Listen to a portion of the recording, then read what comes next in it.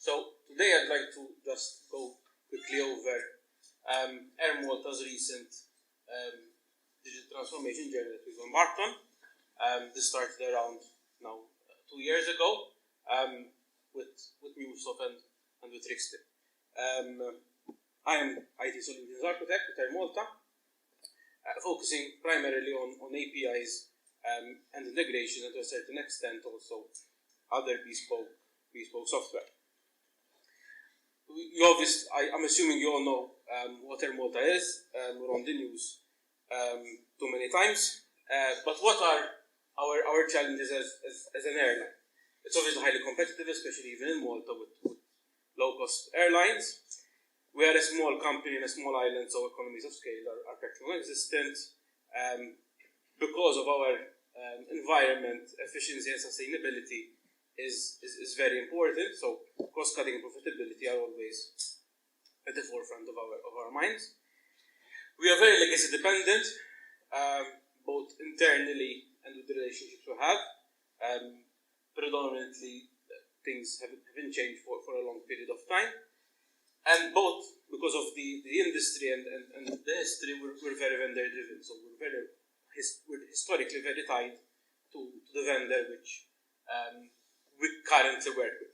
And therefore most of the systems have been relatively monolithic in the past. With the digital transformation, what has become IT's role within Malta? It's to open new revenue streams. So beyond just being the backbone of running the company, but finding ways to launch products, IT products, which are by themselves profitable, innovate the customer experience, and to a certain extent even the employee experience, and to operate more efficiently and reduce the costs.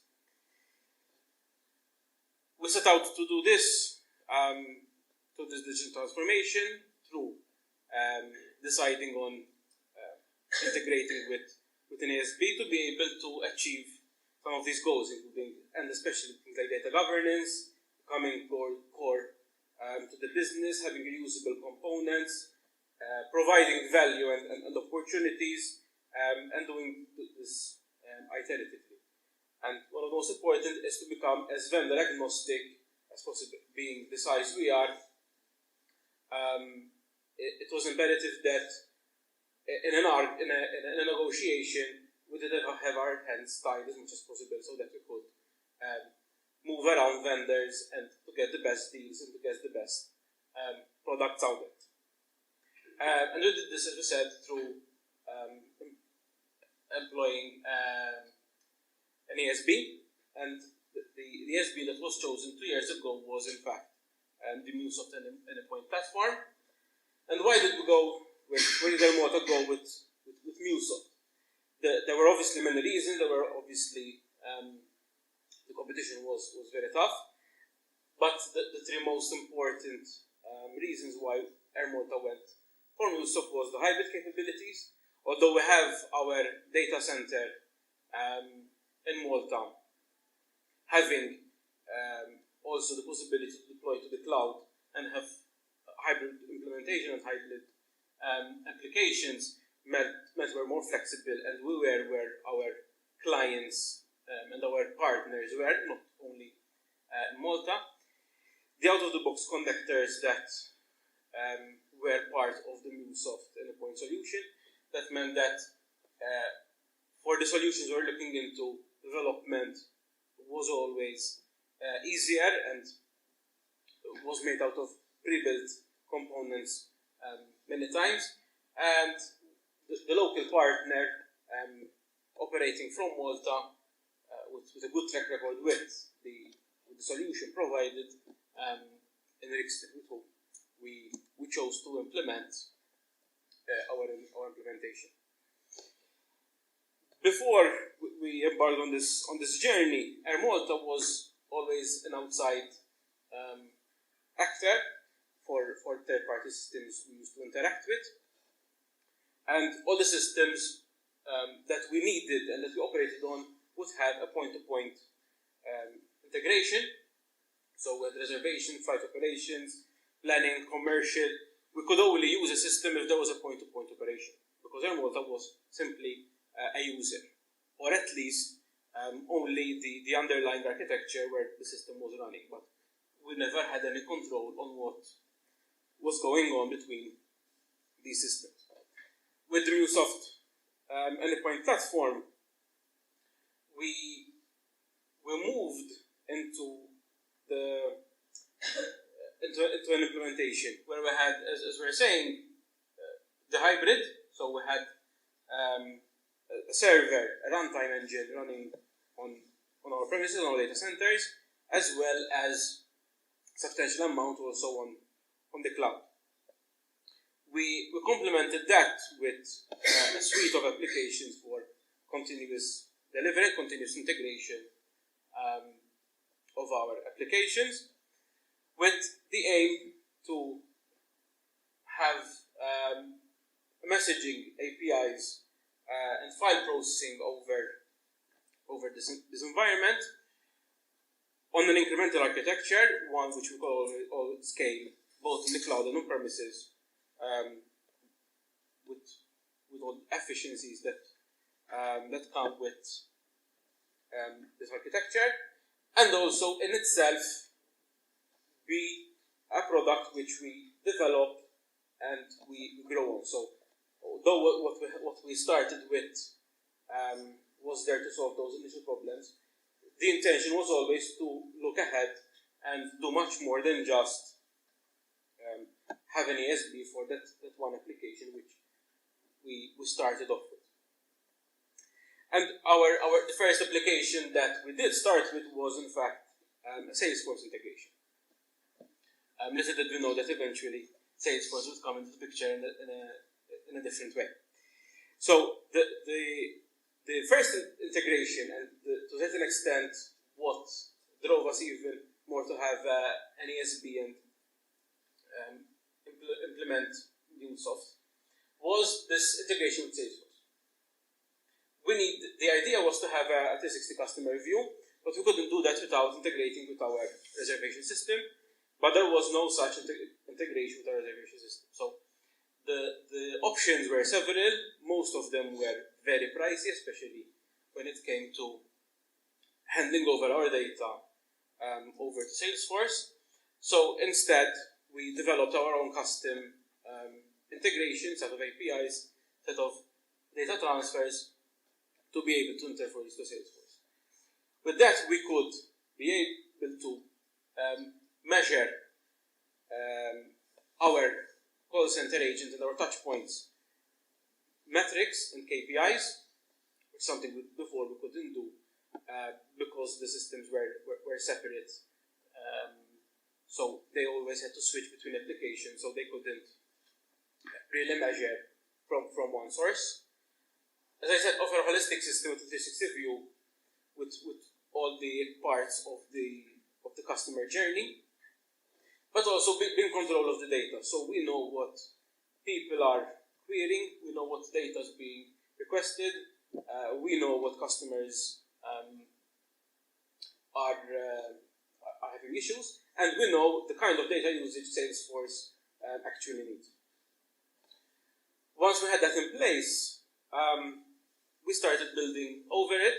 So from the knowledge gained on our reservation system and its underlying data, and exposing that data over APIs, we then moved into our reservation API, which, as you know, served for us to distribute our inventory over Ryanair's website. We exposed our reservation system through a set of APIs, and that helped us obviously scale the distribution of our flight inventory. So we could not we started selling not only our flights on our website, but also on anybody who needed, while retaining control. We did not need point-to-point. Ryanair did not need to integrate directly with the reservation system, but they went effectively through us. And we moved to a real time, where previous systems, for them to integrate, they had to work in batch. Now we're able, through these APIs, to move to a real time. And also serve the foundation into a modular system over our reservation system for a set of larger scope of APIs. Following that, we embarked on a rehaul of our flight operations systems, so flight planning and flight monitoring. The aim of this was for operational efficiencies, so that we obviously reduce the cost on our operations. And this, the challenge here was to be able to integrate several dozens of systems, including our current reservation system with the new flight operation systems on a real-time event-driven system, which is with high availability and with reusable components throughout. Eventually, our architecture started looking more like this, where Malta is no longer an external observer or just an external user, but became the center of the interaction between the integrations between the third-party systems. So whether it was the reservations, the operations, flight schedule, crew, the integration no longer point to point. The vendors were no longer concerned with who or what other vendors they were integrating with. All they knew is that they were integrating with Air Malta. And we in turn took care to make sure that there was the abstraction between the vendors. That way we became less dependent of our vendors, and therefore gained a certain level of strength in negotiations, and we also became self-sufficient in certain situations, and this, for the case of Ryanair, we also became a profit center to a certain extent. Some metrics of our results with the project so far. Definitely, we've seen very fast time to market using the platform, both because of its very handy and convenient set of tools like the Endpoint Studio and the connectors, but also just the platform as a whole and the tools it provides. So, for example, we've seen the MVP for the sales integration was expected to last 8 weeks. In 2 weeks, we had a product we could ship to Salesforce to integrate against. The flight reservation API, the plan was to have a 9-month project. In 8 weeks, it was done again to be able for Ryanair to integrate and start testing. Flight operations, the recommended project size, project duration from the vendor was of 18 months. We had to do it in 9, we did it in 6. So definitely very fast. One-click deployments, again, the ease of development and the ease of deployments for these applications. Our deployments range from just 2 nodes on Cloud Hub, on the cloud part of the endpoint environment, also to 8 on premises. By 8, I don't necessarily 8 hosts, referring to 8 runtimes, but apart from the runtimes, you'd have databases, you'd have things like reverse proxies, Nginx, and several other systems, all satellite to the actual runtime. They have been codified using tools such as Ansible.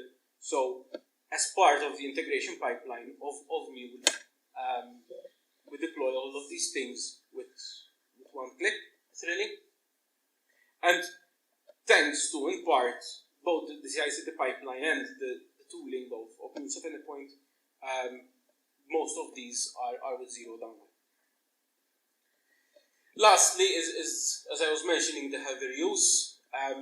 There it says 95, it's probably a little bit higher in reality, mostly because of the heavy use of out-of-the-box Mule connectors through the studio and through the exchange. but also through some we've developed ourselves. Brixton has developed specifically for Malta, which we use across applications, just by the spirit of kind of the methodology and the philosophy behind APIs and the architecture of MuleSoft. We were able to reuse several of the pieces of the architecture and APIs we developed, so as to reduce the need of redeveloping. And all of this so far is on tried and tested code, which is high available, has a low latency, and so far has proved to provide the promised 99.99%. Okay. Thank you very much. Any questions?